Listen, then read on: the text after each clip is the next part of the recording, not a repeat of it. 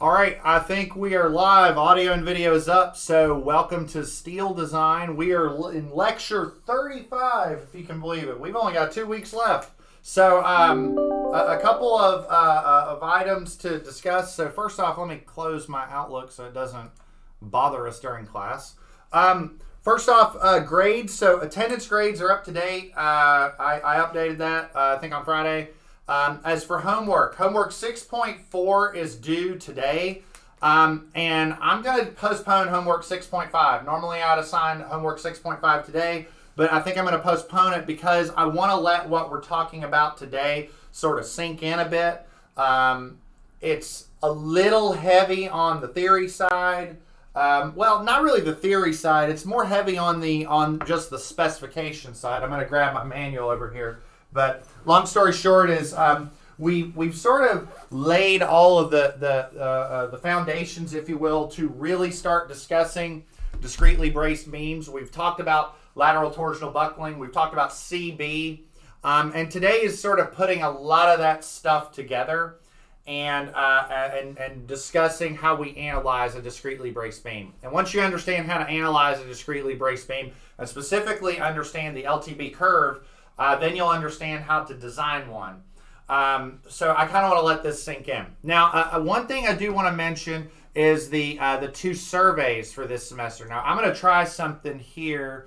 Let me copy this. Okay, this is the link for the university. I'm actually going to type this in the chat. Okay, that's the link for the university-administered survey. That's the one where you say how horrible professor I am or how great I am or somewhere in between. And then this one that I'm posting here, this is the link for the course learning outcome survey. What I'm doing is I'm assigning bonus points for each of those. Not a lot. The way I averaged it is that if you do both of these surveys and turn in proof that you did both of them, the way it averages out in the end is that it'll raise your grade in the class by 1 point. So it might make the difference between an 89 or a 90 or something. But really, I just want to give you some incentive to do it. I really do appreciate the feedback. You can say I'm the most horrible professor ever, but I just want to hear your feedback, good or ill. Hopefully, I said this in capstone that hopefully I don't have to act on any of it involving the virtual education, because I'm hoping that we can go back to being in person in this next year. But even then, I do take your feedback very seriously. The other thing to mention is that even though we'll be going back in person, I'm toying around with the idea of still using some of the technology as a means of supplementing in-person education. So just any feedback you can provide me, I'd really appreciate it. But I put both of the links to do that in the chat. My phone is ringing in the middle of class. I will call that back. And we will get into discussion on LTB today. Again, no homework today because I want to talk about the spec and the ideas.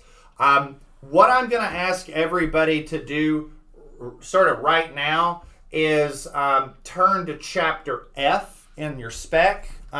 Specifically, I want you to turn to page 16.1-44, okay? I want you to turn to 16.1-44. I'm actually going to stop the share here for a second because I want to pull up my camera. I want everybody to kind of sort of watch me here on the camera because I want to make some points here about lateral torsional buckling before we start introducing the spec. And everything that I'm putting here on the board is also in the slide I'm about to show you. But I thought it would be easy to sort of break it down together, quote unquote together, even though I'm in a room by myself. But the idea is to sort of make sure that we're all comfortable with what we know so far. So I'm going to make sure the chat's viewable as well. Thank you, Mr. Romans. I appreciate that. I just saw that. Okay, so what we're going to call this, we're going to say what we know about LTB and bending capacity, and I'll say so far.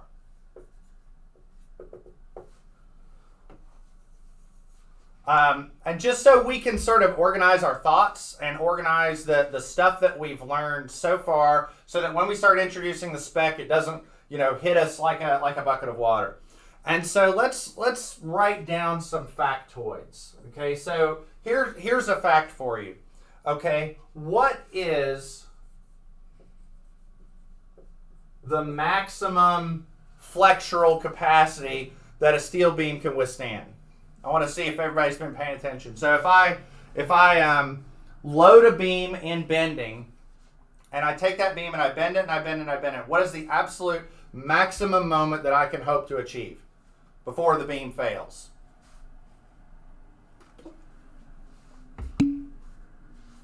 No, that's a particular formula for structural analysis. So if I have a simply supported beam with a uniformly distributed load, that will tell me the moment that I will achieve at midspan under that loading condition.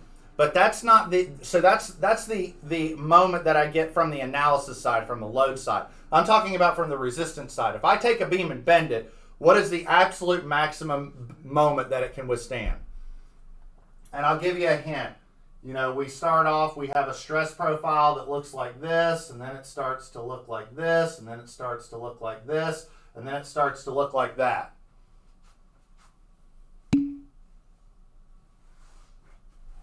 It's a function of the distance from bracing. That's true, but there's a term I'm thinking about. It goes back to continuously braced beams, a particular type of moment.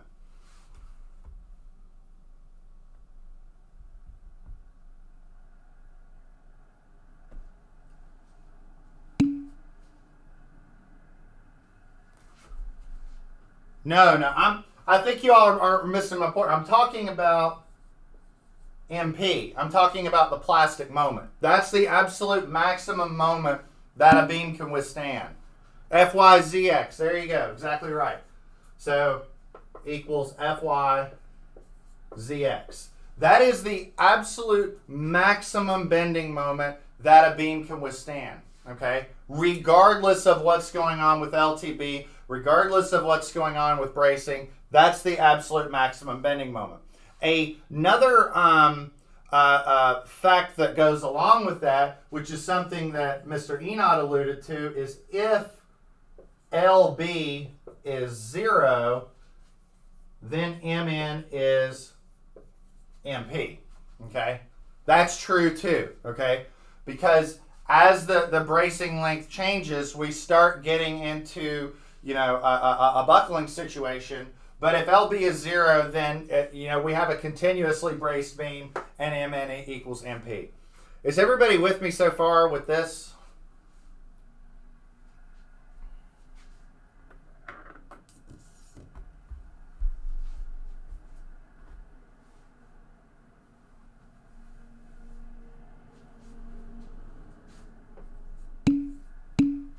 Okay, all right. So now let's talk about if LB is greater than 0. All right, so if LB is greater than 0, then I think that the best way of succinctly stating what can happen is to say that then buckling can occur. Okay?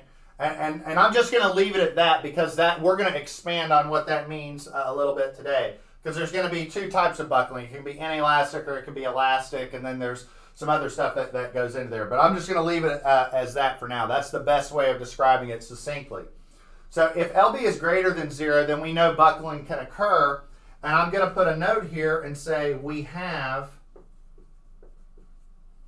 an elastic LTB solution. And that's all that differential equation stuff we talked about on Friday. So if LB is greater than 0, we have the possibility of buckling that can occur We have an elastic solution, so that's something to keep in mind. And we got that from the differential equation. But there was a problem with that elastic solution. What was the problem with it?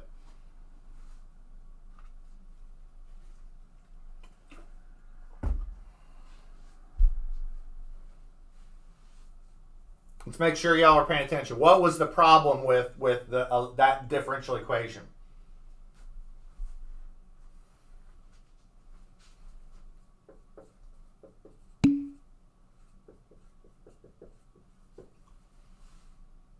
This solution, however, assumes what? It assumes something that's usually wrong.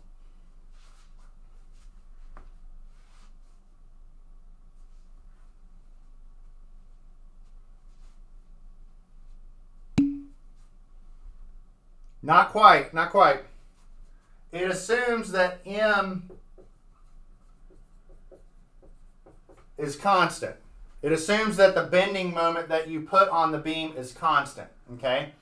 And that's not true in most instances. If you have a simply supported beam, let's say with just a point load in the middle, well, the bending moment diagram does that. That's not constant, okay? So this differential equation assumes that M equals constant, and it's not more often than not. So what do we do about that?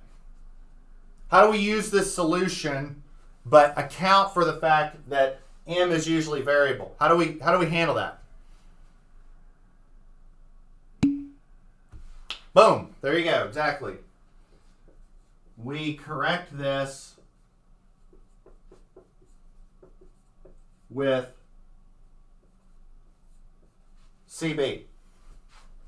Okay. Now, I'm going to mention one final fact, which is a bit, how can I put this? It's a bit, maybe, I don't want to say vague, but you might have to do some digging to see this, but I can say that it can be shown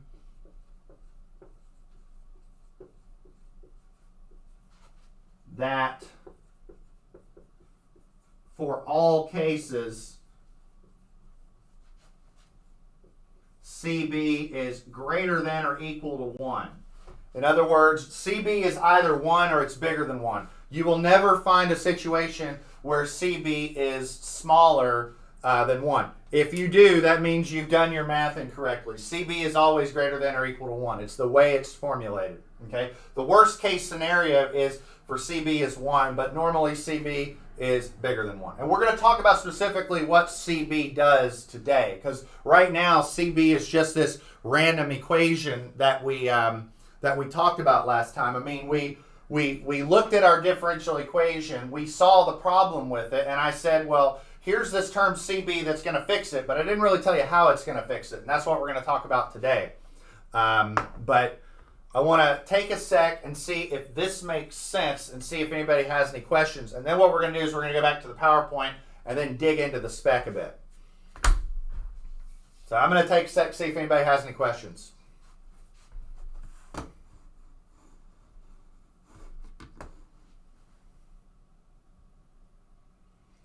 All right, let me go back and share the PowerPoint.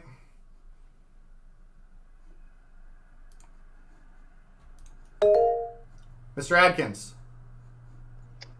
This is a general question here, but what is the usual amount of unbraced segments we might see in real life? It depends. So the best way I could describe it here, let me get my setup sort of back to operating condition here. Bear with me. So the best way I could describe that is I think it depends on your given scenario and what we're talking about. Let's say a building. So it's common in buildings that you might have a beam, like a common beam length in a building is like 30 foot long. If that beam's composite, well, you're pretty much going to assume its LB is 0. If it's non-composite, the bracing is going to be provided by the beams that frame into it. So you might have a 30 foot long beam, and then you might have beams framing into it every 10 feet or so. Really, the issue isn't the number of braces, but it's maintaining a proper unbraced length. So I'll say one other factoid, and then we'll move on. But I'll give you an example, and this will tie to your project in capstone. So in bridge engineering land, if you have a pier in the middle of the bridge, so you have a pier in the middle and you have a continuous beam. So in the main spans, the bridge is going to want to bend in smiley face bending, but across the pier, it's going to want to bend in frowny face bending. Okay, and those are two different phenomena, primarily because of the contribution of the deck. In a in the negative bending region across the pier, the deck is in tension. Okay, so when the deck is in tension, it can't contribute as much to the beam as it would like. My camera's off. My camera's off? Can you not see me?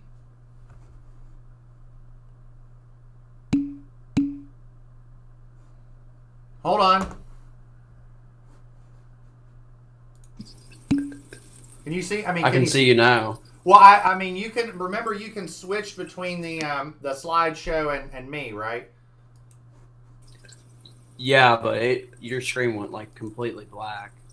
Let me try something. You're on there now. Well, how about now? Can you see me? I can see. Yes. Yeah, I can see you. I don't know You're what good. happened there. I didn't do anything. Maybe technology doesn't like me today. I don't know. But going back to what I was saying earlier, so if you're talking about the negative bending region across the pier, not only can the concrete deck not contribute as much, but you also have a flipped direction. Because it's in negative bending, the bottom of the girder is in compression, not the top. So what you'll find in bridges with piers is that you might have like a 20-foot cross frame spacing in the positive bending regions, and then you might have a 10-foot cross frame spacing in the negative bending regions. So, and you're using it because the moments are higher and because the concrete deck can't help you in bracing across that pier region. So it's not about what's an adequate number of braces. It's about controlling your LB and your capacity. But that's going to become clear maybe a little bit more today. Make sense? And let me know if there are any other issues with technology today. Okay, so this slide just contains a lot of the stuff that I wrote on the board, but I thought it was easier to sort of walk us through it because there's kind of a lot here. What do we know so far about lateral torsional buckling? We know that a beam's maximum flexural capacity is MP. That is the maximum moment it can withstand, because that's when every fiber in the cross-section reaches FY. Like, it doesn't really matter what's going on with buckling or whatnot. You can't get higher than that. That's it. That's the maximum capacity. So we know that a beam's maximum flexural capacity is MP, and we also know that's the capacity if LB is 0. So maybe if I was plotting this, maybe if I was creating some plot here with LB here and MN here, I would know that the capacity, like at LB is 0, is MP. I would know that. And the other thing that I would know is that I think it would make sense that the capacity past LB equals 0, well, that's where our differential equation comes in. Now, this is one of the expressions that we'll kind of use. I say kind of use because we reformatted a little bit. But one of the things to keep in mind is that the LB is in the denominator. So as the LB gets bigger and bigger and bigger, what happens to the capacity? So as LB increases, the capacity should go down. And I think that makes sense because the farther apart your braces are, sort of you get a more flimsy beam, right? That's what braces are for. So if I was trying to plot the capacity, I would think that this is, the max. And so probably the capacity sort of trends down like this. It sort of trends down from MP. I don't know exactly what it looks like yet, but it should sort of go down away from MP, that the longer LB is, the capacity should go down. Remember that this solution assumes that M equals constant, and since it's usually not, we can use CB. Now, a couple notes about this. You can look at this expression and see that if you do have a situation where the moment is constant, then all of those M values are going to be the same. And if all those M values are going to be the same, you can show that CB is 1. And for any unbraced segment, it can be shown that CB is either 1 or bigger than 1. In fact, in your homework assignment, you should have gotten 2 CB values that were bigger than 1. It should have been like 1.14 and 1.3 is basically should have been your answers. All right. Now, before I show you the AISC beam curve, the beam buckling curve, I want to show you the column buckling curve. I want to go back to that. So this is the column buckling curve. Remember, we had an inelastic buckling region, and then we had an elastic buckling region. And for each of those regions, we had a different expression to compute the capacity. We had this expression, which we ended up using more often than not for the inelastic capacity, and this was the elastic capacity.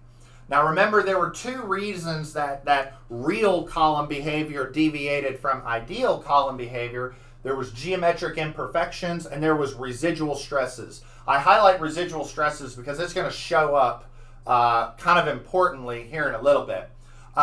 Now, what you did is, if you had a column, what you would do is you'd start off by computing your KL over R, right? Oh, goodness. I don't know what happened there. You started off by computing your KL over R, and then you said, okay, I'm going to take my KL over R and I'm going to compare it to this term right here. And comparing it to that term, which I'm going to use the word anchor point. There's a reason I'm using the term anchor point. But comparing it to that term, that can tell me whether or not I'm either in inelastic buckling range. So if the value was smaller than that, I'd be in inelastic buckling range. Or if it was bigger than that, I'd be in elastic range. And then this term, I'm calling it the anchor point because that just sort of anchors where you're going to be in either inelastic range or elastic range. All right. I want to stop for a second. And I'm just using those ideas. I want to see if this makes sense, because now we're going to start talking about the AISC capacity. But everybody good so far? Any questions?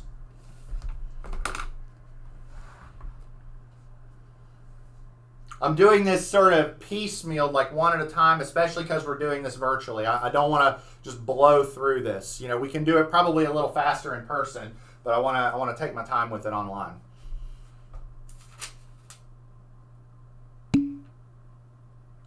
Okay. All right. So I want everybody to turn to chapter F. Okay. So you should be on 16.1-44. And over here on the right, or on the left, it's talking about the organization of the chapter. And then over on the right, you have this user's note. And this user's note is telling you what sections of chapter F are going to apply depending upon what type of beam you look at. So for instance, if you're looking at a HSS, like a rectangular tube, you're going to be in section F7. Or if you're looking at a round tube, you're going to be in F8. So that's if I'm bending a pipe or something, that I would be in section F8. So the way the chapter works, and the way that this whole spec works, is this is just the chapter on bending. Anything that's being bent is covered in this chapter. And so we're going to focus on F2. Why? Because we're talking about I-beams. We're talking about I-beams, specifically I-beams that are called compact. I think we're going to cover compactness and local buckling stuff in our very last lecture, because we can cover that at the tail end of shear. It's not going to be that big of a deal. So we're going to be talking about compact sections, and I want you to turn the page. I want you to specifically focus on 16.1-47. Okay, so we have doubly symmetric, compact I-shaped members. Okay, and so that's basically going to be W shapes, most W shapes. W shapes that are compact, and by compact it just means that the flanges and the webs aren't going to buckle before the whole thing does. And if it says here, this section applies to doubly symmetric I-shaped members, and it has the following under the user's note. It says, the nominal flexural strength shall be the lower value obtained according to the following limit states. And so we have yielding and lateral torsional buckling. And yielding states that the nominal capacity is Mn equals Mp, and then LTB has a series of ranges. Okay, I want you to keep this open because I think my slides, I don't want to say I do a better job than the steel industry, I don't think that, but I think I organize it in a way that's easier to digest the first time that you see it. After that, this will make a lot more sense. So let's talk about the specifications. So you all keep your manuals open and you just follow along with me here. Okay, so with columns, we had 2 zones. It was either an inelastic range or an elastic range. With beams, we have 3. it either is inelastic buckling, elastic buckling, or there is an earlier zone where we just call full plastic moment. And so we organize that into 3 zones: zone 1, zone 2, zone 3. And so zone 1 is the full plastic moment capacity. So in that zone, the capacity is just MP. It's just FYZX. Zone 2 and zone 3 are either our inelastic LTB range or our elastic LTB range. And what we do is we break those up into a series of anchor points. So basically what we have is we have that LB here, and we have MN right here.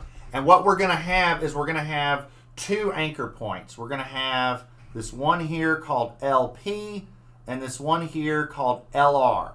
Now what that tells us basically is dependent upon what our LB value is, we're either going to be in zone 1, zone 2, or zone 3. And I'll show you how to compute LP and LR here in a bit, but the nice thing about the manual is we actually don't have to compute LP and LR, and you'll see that in a bit. So zone 1 is our full MP capacity. So if you wanted to name these, you could call this MP. This is inelastic, and this is elastic.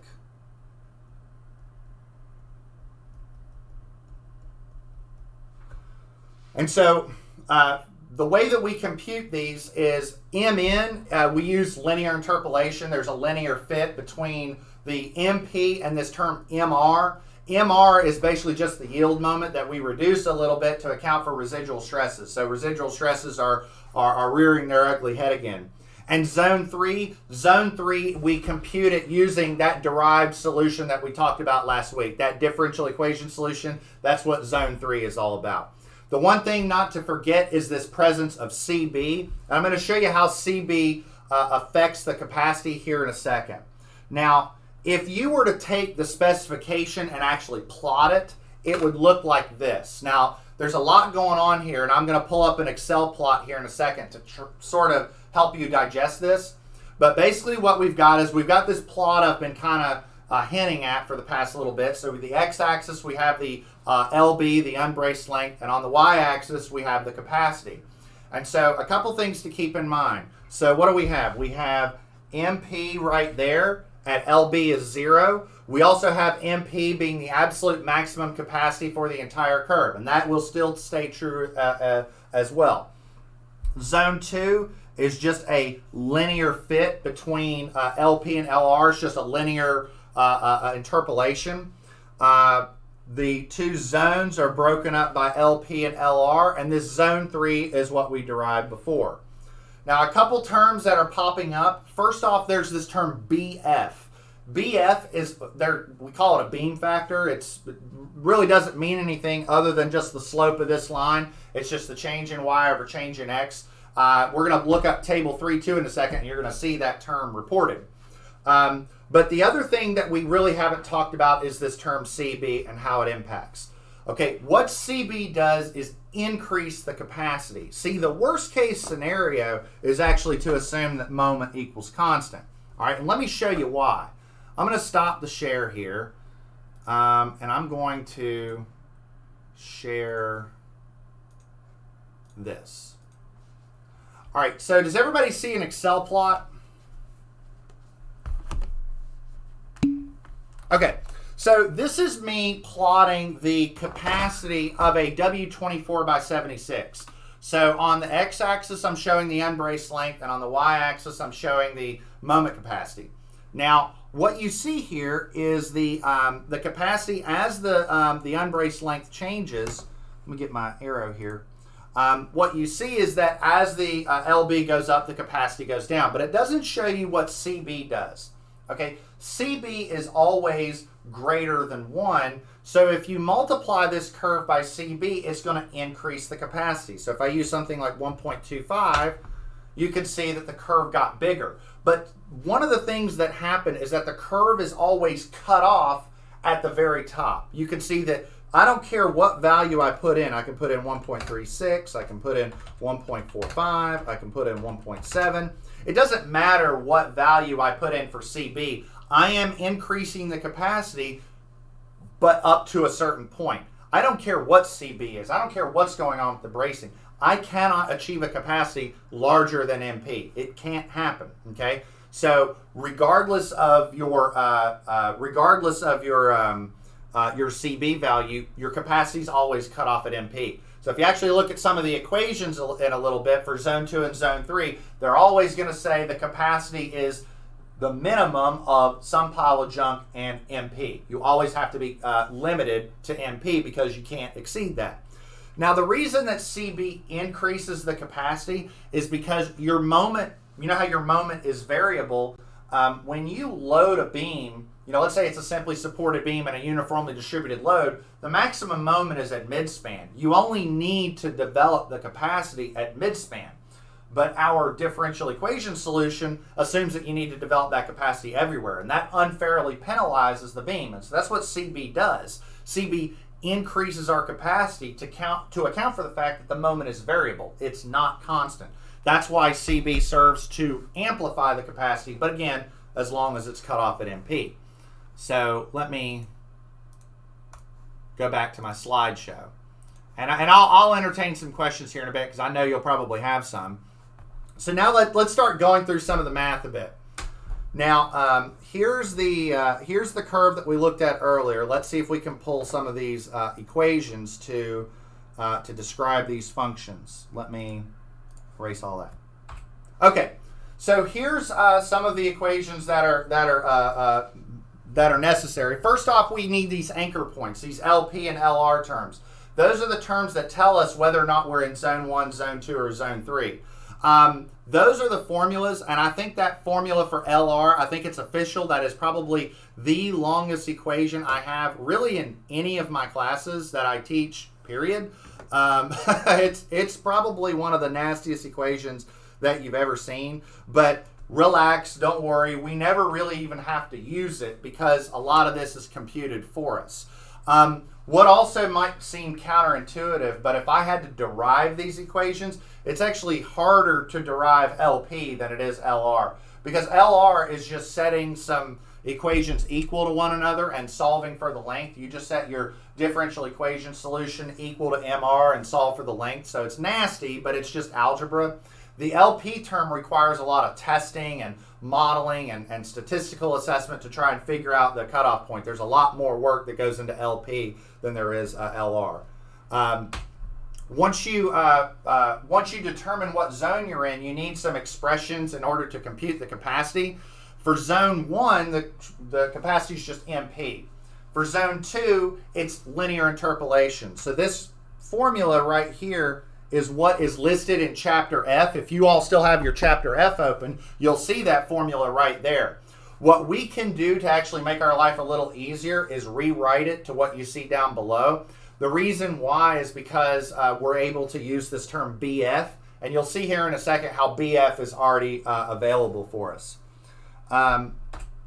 For zone 3 is just this differential equation solution. Unfortunately, there really isn't a shortcut for this. We kind of just have to chug our way through this formula.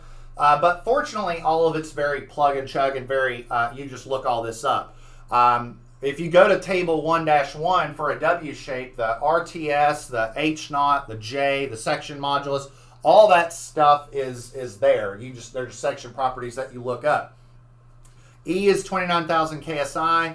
There is a little term that pops up in here, this C term that pops up.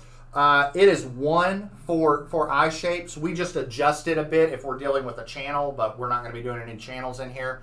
And that may look a little different than what we derived before. It is the same answer though. We just reformatted a bit so that this expression kind of looks like some other expressions for situations with single symmetry and non-compactness and whatnot. It's just reformatted so that it's easier to recognize this in conjunction with other specs. And our capacity is just the minimum of whatever we get here, and MP. And again, you can see CB rears its ugly head as well. Well, not ugly head; it's pretty useful. If you go to table 3.2, remember how I said in table 3.2 there's going to be a lot of stuff there that that, you know, I said, there's stuff here that we're not going to use just yet. Don't worry, we're explaining it. This is me explaining it. So we've already seen MP. Well, look at what else you have here. You have LP and LR. So you don't have to compute those. They're right there. Again, that LR equation was pretty nasty, but it's just listed out right there for you. We have our BF term. So BF is just the slope of the inelastic buckling region. We have phi MP and phi MR. We have that listed as well. We also have our shear capacity. Now, if 50 KSI steel is what you're using, which is the case for most wide flange shapes, all this work is done for you. Makes your life pretty easy. And the other thing that I thought I would provide to make your life a little easier is this. If there's any money slide that I have in this presentation, it's this one right here. Because this one is the flow chart that you need to compute capacity for a beam. So you compute your LB, and you look at your LP and your LR, you figure out whether or not you're in zone 1, zone 2, or zone 3, and then there's your capacity. If you're in zone 1, the capacity is just phi MP. If you're in zone 2, it's the minimum of either phi MP or this linear interpolation. And if you're in zone 3, you first off compute your F critical, because that's kind of a nasty expression, and then your capacity is the minimum of phi F critical times your section modulus, or phi MP. And the only thing that was missing in this whole flow chart was the CB expression, which, remember, for some cases you can find that in table 3-1 for some cases. Okay, let me see what's next. All right, I'm going to take a second stop, and I know I threw a lot of equations and a lot of math at you. Don't worry, we're going to practice this. This is what I meant when I said I wanted some of this to sink in. This is why we're not doing homework today. But let me take a second to see if y'all have any questions, and then we're going to try and do a quick example to try and compute capacity.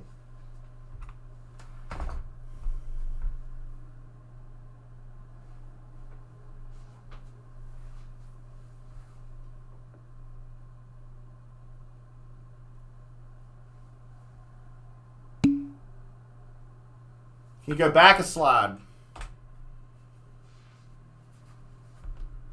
Is this the one? Do you have a question on it?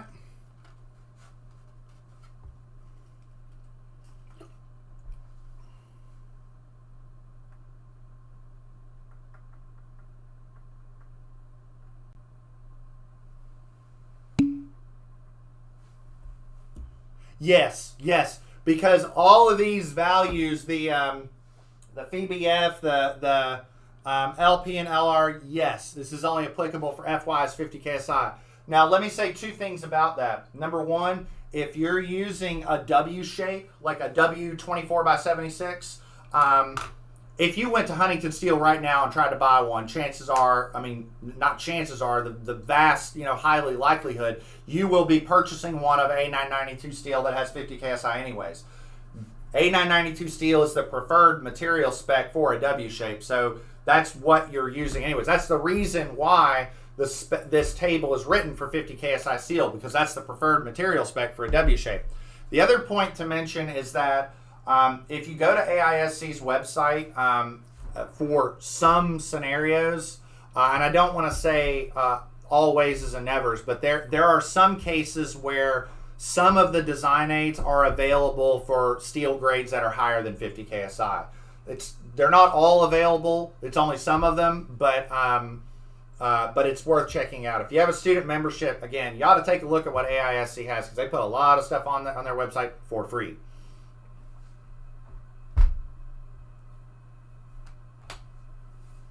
Is that any other questions?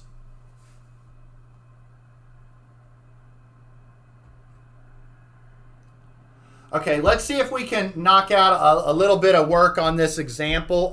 We probably will not finish this example today, and that's fine, because tomorrow, Wednesday, we're going to do another analysis example, and then that, I think, will provide us the context necessary to A, start doing some homework, and B, start doing some design. So this is a discretely braced beam. It has a brace at the ends and a brace at midspan. We also, because this is a simple loading case, And because this is a case that you should be familiar with, because we did this on our homework this weekend, you should know what the CB values are at the ends. We're going to determine if the beam has adequate moment capacity, adequate shear capacity, and meets a live load deflection limit. Today, obviously, I'm going to focus on the moment. So let me stop my share here. Let me share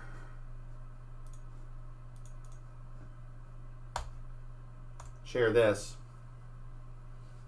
So here's the beam. A couple notes. So we're gonna the beam is a W24 by 76, and that dead load that's shown does include the beam self weight. So we're not going to have to worry about factoring that. The beam is symmetric with respect to loading, geometry, and the bracing. So this is going to have a CB value of something, and this is going to have a CB value of something, and they're both going to be the same. They're both going to have the same maximum moment, they're both going to have the same CB value, and they're both going to have the same LB value. So we really only need to evaluate one segment.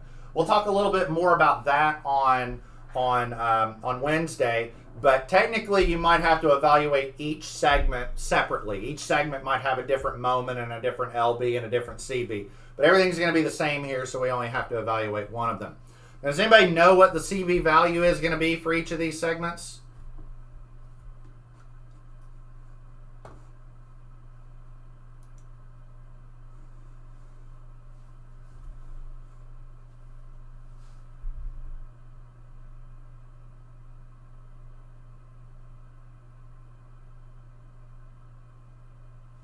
Now, this was the same case that we did on the homework assignment. Yeah, so in table 3-1, well, they're going to be the same, that's true, but you can find that this is 1.30 and 1.30. Okay?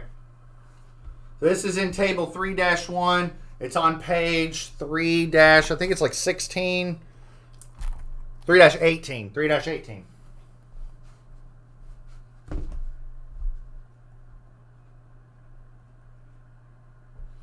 Okay, now because we're dealing with a 50 KSI beam, we can use table 3-2.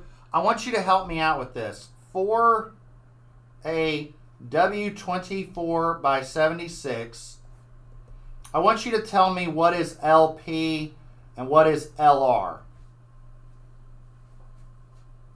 Now, I'll help you out and say that the W24 by 76 is a bold row. This is table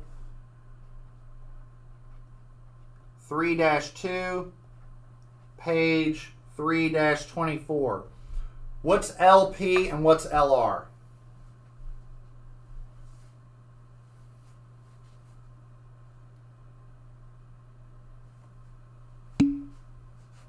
LP is 6.78 feet, and LR is what?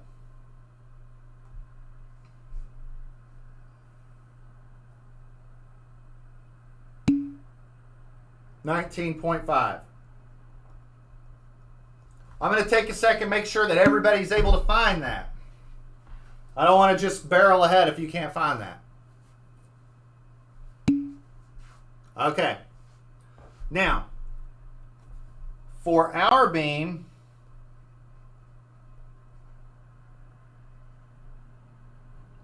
what is LB going to be? So based on our beam, based on this, what's LB?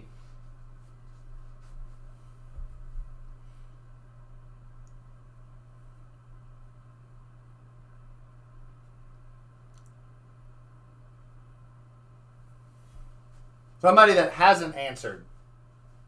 I'll call on folks if I got to.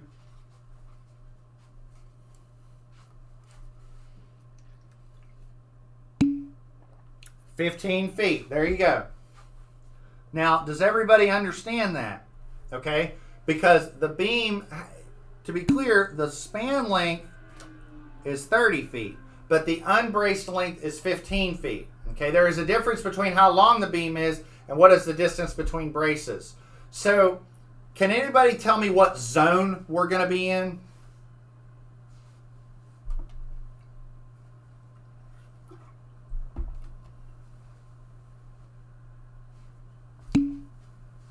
The linear zone, yeah, zone 2. So what we're saying is this. So this is LB, MN, and the capacity does something, you know, like this, right?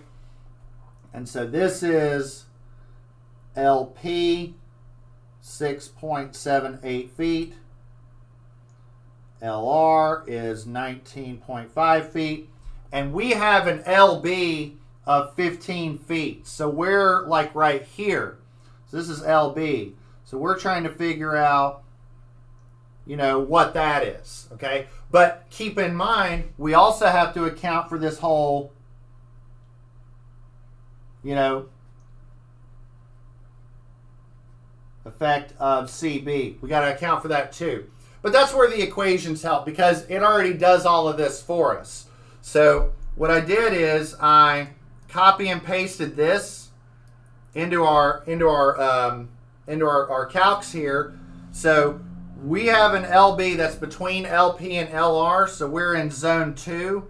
So our capacity is limited by this, okay? So let's see what we have here. So let's look at this box, okay? So we have CB, which is 1.3. We have LB, which is 15 feet. We have LP, which is 6.78 feet. The only thing we need is phi MP, and we need phi BF. What are those values?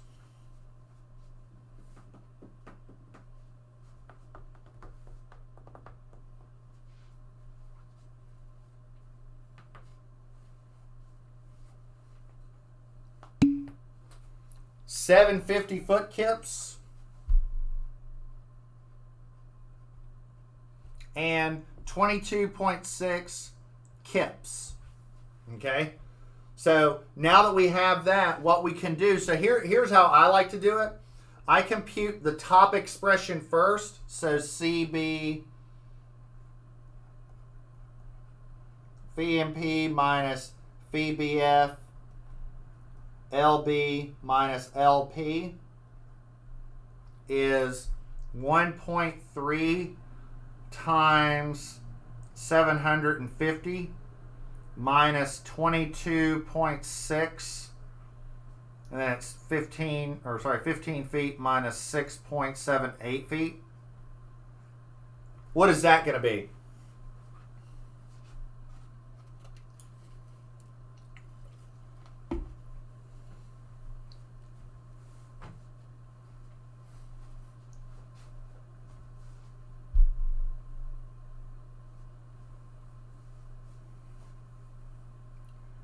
I'm going to show you something on the Excel here in a little bit to close this out. But just bear with me. What do we got here?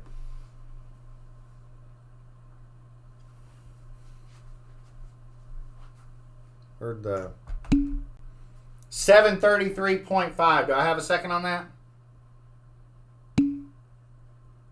Okay. So therefore, phi MN is the minimum of that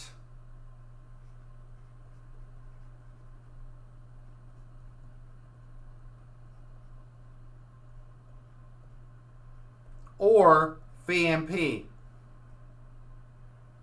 which is just the minimum of 733.5 foot kips or 750. So phi MN is 733.5 foot kips. So basically that's it in terms of computing capacity. Now if you wanted to fully evaluate the beam, you would then compute, you know, WL squared over 8 for the dead load, WL squared over 8 for the live load, you know, 1.2 dead plus 1.6 live, and see if it's less than that. The only other thing I want to show you today, and we're going to pick this example up on Wednesday and finish this out, but I want to show you something from the Excel, actually. So first off, before I show you the Excel, does anybody have any questions on this?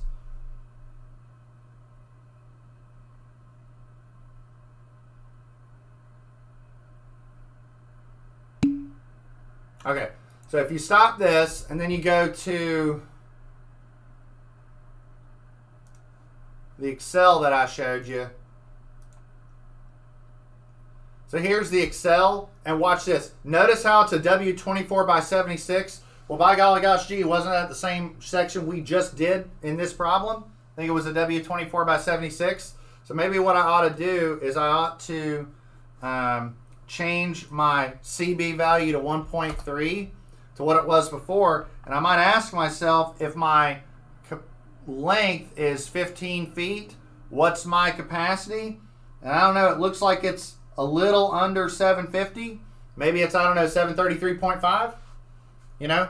So imagine what would have happened instead of a CB value of 1.3. Imagine if our CB value was 1.4.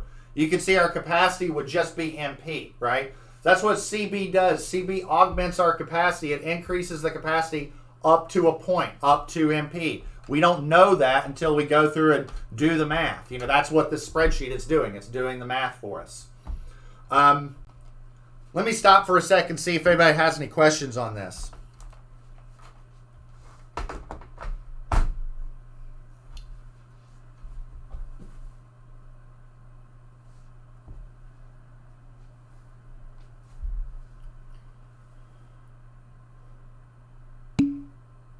All right, I don't know why my Excel is like dancing on Blackboard. It's like jumping up and down, but I don't know.